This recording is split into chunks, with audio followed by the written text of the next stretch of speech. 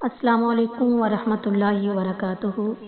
آج کا سبق ہم سورۃ البقرہ کی آیت نمبر 255 سے شروع کرتے ہیں۔ اعوذ باللہ من الشیطان الرجیم، بسم اللہ الرحمن الرحیم۔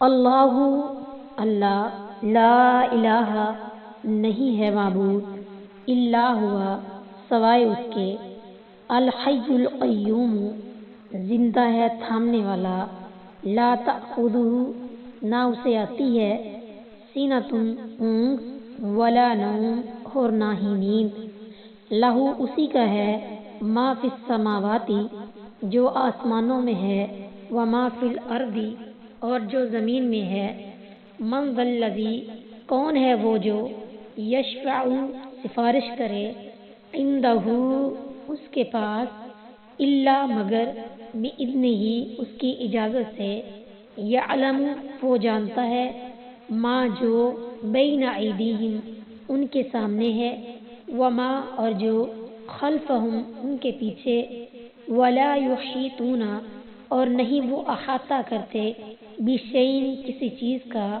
من علمہ اس کے علم سے، الا مگر، بما شاء جتنا وہ چاہے، وسع سما لیا، کرسیہ السماوات اس کی کرسی نے آسمانوں کو، والارض اور زمینوں کو، ولا اور نہیں، یعودہ تھکاتی اس کو، حفظہما ان کی حفاظت، وہو اور وہ، علی بلند ہے، عظیم عظمت والا۔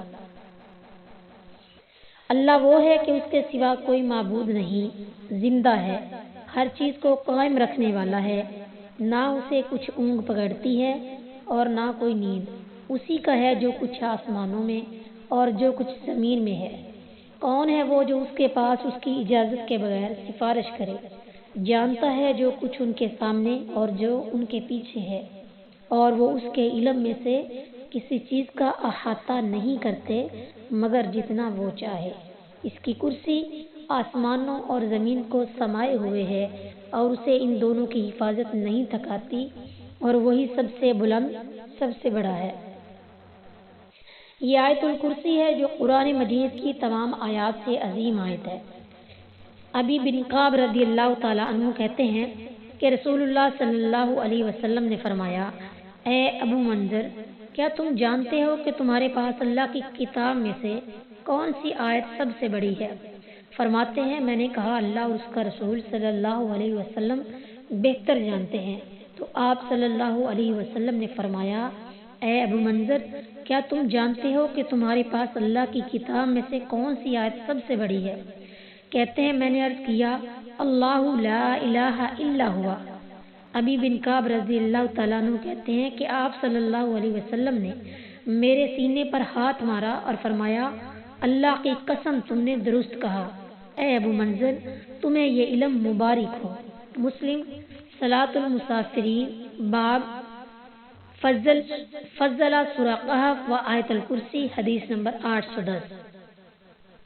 ابو ہریرہ رضی اللہ تعالیٰ عنہ سے مروی ہے، ایک لمبی حدیث ہے، اس میں ان کا زکوٰۃ الفطر کی حفاظت پر مامور ہونا، اور ایک شخص کا 3 دن آ کر چوری کی کوشش کرنا، روزانہ گرفتار ہو کر منتیں کر کے چھوٹنا، اور تیسری دفعہ گرفتار ہونے پر انہیں یہ بتانا مذکور ہے کہ جب تم بستر پر آؤ تو آیت الکرسی پڑھ لیا کرو، تو لازماً اللہ کی طرف سے تم پر ایک حفاظت کرنے والا مقرر ہوگا، اور تمہارے صبح کرنے تک کوئی شیطان تمہارے قریب نہیں آئے گا۔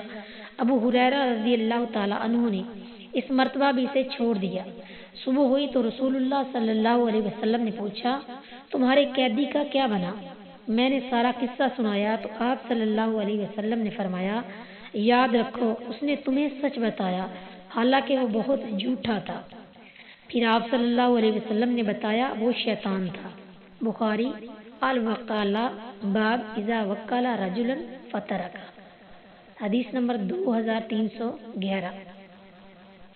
اس حدیث سے آیت الکرسی کی فضیلت کے ساتھ رسول اللہ صلی اللہ علیہ وسلم سے اس آیت کا نام آیت الکرسی ہونے کی تصدیق بھی معلوم ہوئی۔ ابو امامہ رضی اللہ تعالیٰ عنہ سے روایت ہے کہ رسول اللہ صلی اللہ علیہ وسلم نے فرمایا، جو شخص ہر فرض نماز کے بعد آیت الکرسی پڑھے اسے جنت میں داخلے سے سوائے موت کے کوئی اور چیز نہیں روکے گی۔ الیوم واللیلہ للنساء، صفحہ نمبر 183، سلسلہ احادیث الصحیحہ، حدیث نمبر 972۔ ابن کثیر اور البانی رحمۃ اللہ علیہ نے اسے صحیح کہا ہے۔ قرآن مجید کی سب سے لمبی آیت اذا تداینتم بدین، جو کہ سورہ بقرہ کی آیت نمبر 282 ہے، مگر سب سے زیادہ عظمت والی آیت آیت الکرسی ہے۔ اس کی وجہ یہ ہے کہ اس آیت کا موضوع توحید ہے، جو اس میں کئی دلیلوں سے ثابت کیا گیا ہے۔ موضوع اور دلیلوں کی وجہ سے یہ سب سے بڑی آیت ہے۔ سورہ اخلاص چھوٹی سی صورت ہونے کے باوجود قرآن کے ثلث یعنی تہائی حصے کے برابر ہے۔ بخاری فضائل القرآن باب فضل قل هو اللہ احد، حدیث نمبر 5013۔ اس کی وجہ بھی موضوع توحید کی عظمت ہے۔ نقطہ، آیت الکرسی میں اللہ تعالیٰ کا ذکر اس کے اسماء اور ضمائر کی صورت میں 19 دفعہ آیا ہے۔ یعلم اور شاء بھی ضمیریں موجود ہیں۔ آیت الکرسی ایک دعویٰ اور اس کی 11 دلیلوں پر مشتمل آیت ہے۔ دعویٰ یہ ہے اللہ لا الہ الا ہوا، یعنی اللہ وہ ہے جس کے سوا کسی کی عبادت جائز نہیں۔ پہلی دلیل وہ الحی ہے، یعنی ہمیشہ سے ہے اور ہمیشہ رہے گا، نہ اس کی ابتدا ہے نہ انتہا۔ عمران بن حسین رضی اللہ تعالیٰ عنہ کہتے ہیں کہ رسول اللہ صلی اللہ علیہ وسلم نے فرمایا کان اللہ ولم یکن لہ شیء قبلہ، اللہ تعالیٰ ہمیشہ سے تھا اور اس سے پہلے کوئی چیز نہ تھی۔ بخاری التوحید باب وکان عرشہ علی الماء، حدیث نمبر 7418۔ اس کے سوا کسی ہستی میں یہ خوبی نہیں، چنانچہ فرمایا هو الحی لا الہ الا ہوا، سورہ مومن کی آیت نمبر 75۔ وہی زندہ ہے، اس کے سوا کوئی معبود نہیں۔ اس کے سوا جس چیز کی عبادت بھی کی جاتی ہے وہ نہ ہمیشہ سے ہے اور نہ ہمیشہ رہے گی۔ ہر چیز موت کی آغوش سے نکلی ہے اور اسی کی آغوش میں جانے والی ہے۔ فرمایا کیف تکفرون باللہ وکنتم امواتا، جیسا کہ سورہ بقرہ کی آیت نمبر 28 میں ہے، تم کیسے اللہ کے ساتھ کفر کرتے ہو حالانکہ تم بے جان تھے۔ اور فرمایا والذین یدعون من دون اللہ لا یخلقون شیئا وهم یخلقون، اور وہ لوگ جنہیں وہ اللہ کے سوا پکارتے ہیں وہ کچھ بھی پیدا نہیں کرتے اور وہ خود پیدا کیے جاتے ہیں، مردے ہیں، زندہ نہیں۔ وہی ایک ہے جس کو دائم بقا ہے، جہاں کی وراثت اسی کو سزا ہے، سوا اس کے انجام سب کا فنا ہے، نہ کوئی رہے گا نہ کوئی رہا ہے۔ مسافر یہاں ہیں، فقیر اور غنی سب، غلام اور آزاد ہیں، رفت سب۔ دوسری دلیل القیوم یقام یقوم سے، فیعول ان کے وزن پر ہے، اصل میں قیوم تھا، پہلی واو کو یا سے بدل دیا، پھر پہلی یا کو دوسری میں ادغام کر دیا۔ یا کے اضافے سے مزید مبالغہ پیدا ہو گیا، یعنی وہ کسی سہارے کے بغیر خود قائم ہے اور دوسروں کو قائم رکھنے والا ہے، تھامنے والا ہے۔ انسان جو انا ربک الاعلی کا دعویٰ کر بیٹھا تھا، ایک لمحہ بھی اللہ تعالیٰ کے تھامنے کے بغیر زندہ نہیں رہ سکتا۔ خود اس کے دل کی دھڑکن، سانس کی آمد و رفت، پیشاب و پاخانے کا نظام، خون کی گردش، نیند اور بیداری، حتیٰ کہ زندگی اور موت کچھ بھی اس کے ہاتھ میں نہیں، تو دوسروں کو کیا تھامے گا؟ ہمارے رسول اللہ صلی اللہ علیہ وسلم کی زندگی، آپ پر آنے والی تکلیفیں، یعنی آپ کا زخمی ہونا، گھوڑے سے گر کر موچ آنا، بیمار ہونا، بھوک پیاس غرض پوری زندگی اس کی شاہد ہے۔ پھر اتنی وسیع کائنات اور لا تعداد مخلوقات کو اللہ کے سوا کون ہے جو تھامے ہوئے ہے کہ اسے مشکل کشا، داتا یا دستگیر یا جھولی بھرنے والا سمجھا جائے؟ آسمان و زمین سے متعلق فرمایا ان اللہ یمسک السماوات والارض ان تزولا، سورہ فاتر کی آیت نمبر 41۔ بے شک اللہ ہی آسمانوں کو اور زمین کو تھامے رکھتا ہے اس سے کہ وہ اپنی جگہ سے ہٹے۔ اڑتے پرندوں کے متعلق فرمایا ما یمسکہن الا الرحمن، سورہ ملک کی آیت نمبر 19، کہ کہ رحمان کے سوا انہیں کوئی تھام نہیں رہا ہوتا۔ تیسری دلیل لا تأخذہ سنۃ ولا نوم، نوم اصل میں وسن تھا، جیسے وعدن سے عادتن ہے، شروع سے واو حذف کر کے آخر میں تا لے آئے، معنی ہے نیند سے پہلے آنے والی اونگ۔ جب آدمی سونے اور جاگنے کے درمیان ہوتا ہے، سینتن اور نوم کی تنوین کی وجہ سے ترجمہ کیا ہے، اسے نہ کچھ اونگ پکڑتی ہے نہ کوئی نیند، یعنی اللہ تعالیٰ کو ذرا برابر اونگ یا نیند اپنی گرفت میں نہیں لے سکتی۔ اس سے معلوم ہوا کہ اونگ اور نیند اتنی زبردست چیزیں ہیں کہ جس پر آتی ہیں اسے پکڑ لیتی ہیں، انسان ان کے سامنے بے بس ہو جاتا ہے۔ ہمارے رسول صلی اللہ علیہ وسلم ایک دفعہ صبح کی نماز کے لیے طلوع آفتاب کے بعد بیدار ہوئے۔ اللہ تعالیٰ اونگ اور نیند دونوں سے پاک ہے، کیونکہ اگر اسے اونگ یا نیند آ جائے تو کائنات آپس میں ٹکرا کر فنا ہو جائے۔ اگر تجربہ کرنا ہو تو ہوشیار سے ہوشیار شخص کے دونوں ہاتھوں میں شیشے کا ایک گلاس دے کر اسے 1-2 راتیں جگا کر تجربہ کر لیں۔ چوتھی دلیل لہو ما فی السماوات و ما فی الارض، یعنی جو کچھ آسمانوں میں ہے اور جو کچھ زمین میں ہے اسی کا ہے، جیسا کہ سورہ مریم کی آیت نمبر 93 اور 95 میں۔ جب مالک وہ ہے تو عبادت بھی اسی کا حق ہے۔ رسول اللہ صلی اللہ علیہ وسلم نے فرمایا، یحییٰ علیہ السلام نے اللہ کے حکم سے بنی اسرائیل کو یہ بات سمجھائی کہ صرف اللہ کی عبادت کرو، اس کے ساتھ شریک نہ بناؤ۔ اس کی مثال اس طرح ہے کہ ایک شخص نے اپنے خالص مال سونے یا چاندی کے ساتھ ایک غلام خریدا اور غلام سے کہا کہ یہ میرا گھر ہے اور یہ میرا کام ہے، اس میں کام کرو اور اس کی آمدنی مجھے دیا کرو۔ غلام سارا دن کام کرتا اور شام کو آمدنی مالک کے سوا کسی اور کو دے دیتا، تو تم میں سے کون ہے جو ایسے غلام کو پسند کرے؟ ترمذی الادب باب ما جاء فی مثل الصلاۃ، حدیث نمبر 2873 وصحیح البانی۔ پانچویں دلیل من ذا الذی یشفع عندہ الا باذنہ، یعنی کون ہے وہ جو اس کے پاس اس کی اجازت کے بغیر سفارش کرے۔